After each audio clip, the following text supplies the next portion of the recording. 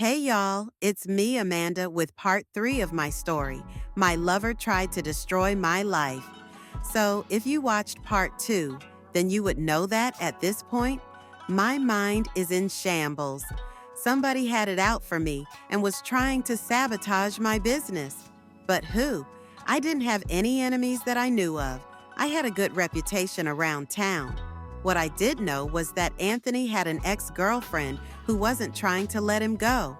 I've been getting prank calls, and my store is damaged. I'm gonna guess it's his ex-girlfriend who is doing all this.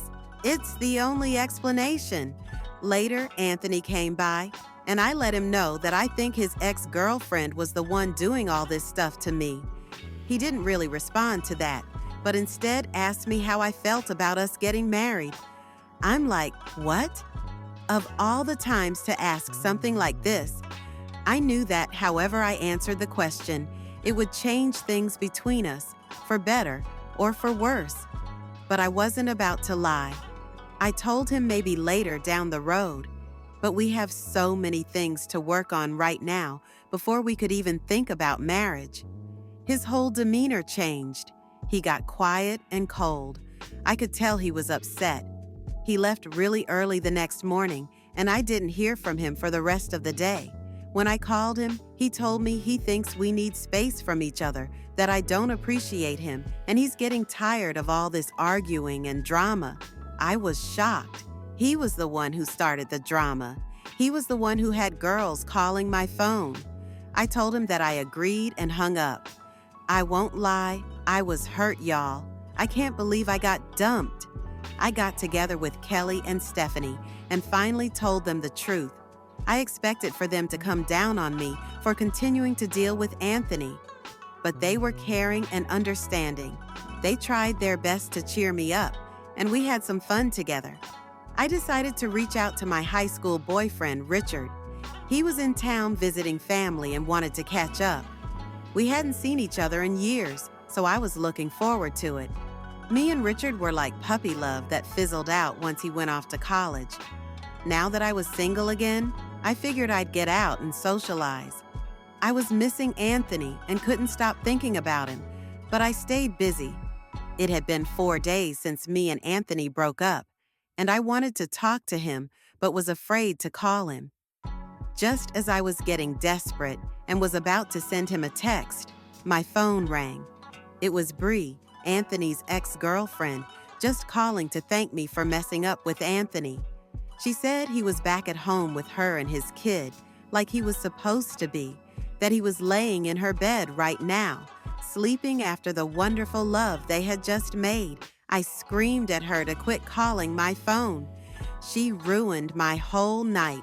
All I could do was imagine all they were over there doing together. I was filled with jealousy and bitterness at that moment. Now I had a reason to call Anthony. I called him and cussed him out and let him know what a dirty snake he was. He broke up with me to go be with her. The next day, me and Richard met up for drinks. We laughed and reminisced about high school. He seemed more confident than I remembered. He looked good, I couldn't lie. But I couldn't enjoy myself how I wanted because of the drama going on. I agreed to meet up with him the next day. Then we both headed home. We decided to hit the club and get some drinks together the next night. We were having a good time when Anthony and his girl Bree walked in. I let Richard know that my ex was here and I wanted to leave. Before we could get to the door, Anthony approached us and got up in Richard's face. He's all like, "Oh, so this the guy you was cheating on me with?" And then he attacks Richard. I'm over there panicking when the girl Bree walks up and hits me. We all started fighting in the club. It was crazy, y'all. I didn't even understand why we were being attacked. I don't know how we made it home that night, but I woke up in pain the next morning. I couldn't believe what happened last night. What was my life coming to? My parents didn't raise me to be out here fighting in the street like a dog. Suddenly, my phone pinged with an alert from the bank. $21,000 had been withdrawn from my business account to somewhere overseas. I didn't authorize that transaction. What was going on? My mind was racing.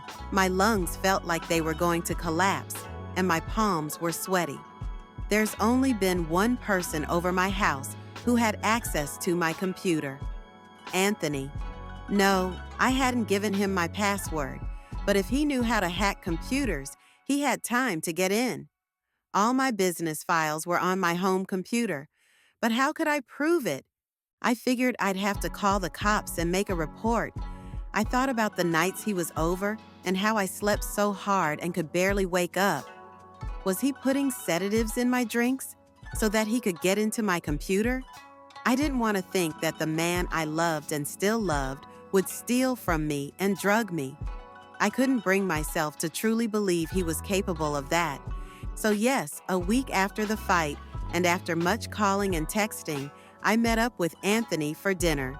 Yep, I was being extra dumb at this point, but I needed to get some closure. And yes, I wanted revenge on Bree for harassing and attacking me. So I'll let you know the price I had to pay for that closure next time in part 4. And thanks for watching.